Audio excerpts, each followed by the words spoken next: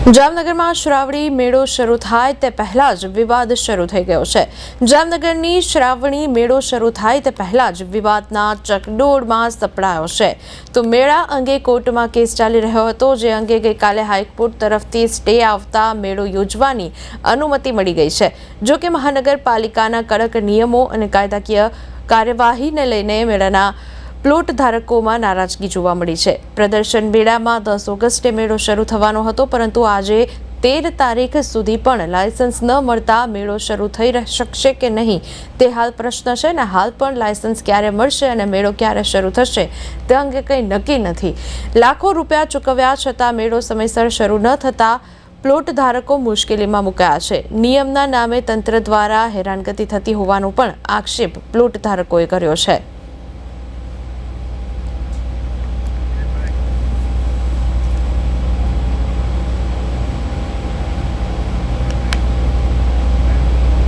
પાલિકા દ્વારા જે મેળાનું આયોજન કરવામાં આવ્યું છે તેમાં મારી પાસે ચિલ્ડ્રન રાઇડના 3 પ્લોટ છે। આજ દિવસ સુધી આ મેળો એટલો ચકડોળે ચડ્યો છે કે કોર્ટથી માંડીને સરકારથી માંડીને રાઇડ માટેના તંત્રના નિયમોથી માંડીને અમને એવું લાગે છે કે અમે લોકો ક્યાંક ફસાઈ ગયા હોય એવું। એનું કારણ એવું છે કે અત્યાર લગીને અમે કોર્ટના રાહ જોતા હતા। અમારી પાસેથી 10 તારીખથી પૈસા લેવામાં આવેલા છે કે 10 તારીખથી મેળો ચાલુ થશે અને 24 તારીખ લગીનું આયોજન હતું।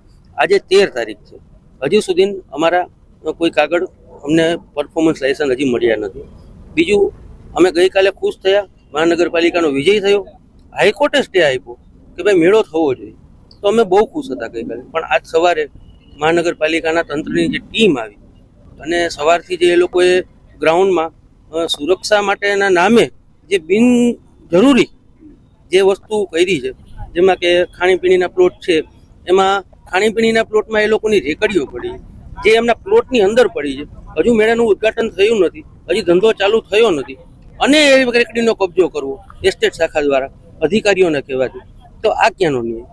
આજે અમારી અત્યારે અધિકારીઓ જે આવ્યા હતા એના ઇન્સ્ટ્રક્શન મુજબ અમે કોઓપરેટ કરવા તૈયાર છે।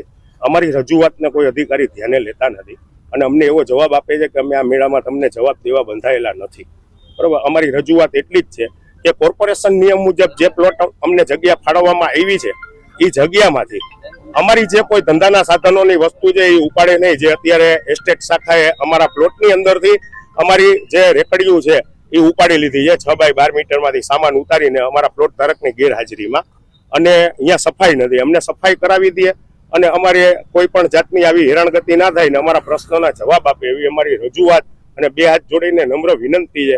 અમે પણ આમાં ક્યાંયથી પૈસા નાખેલા છે।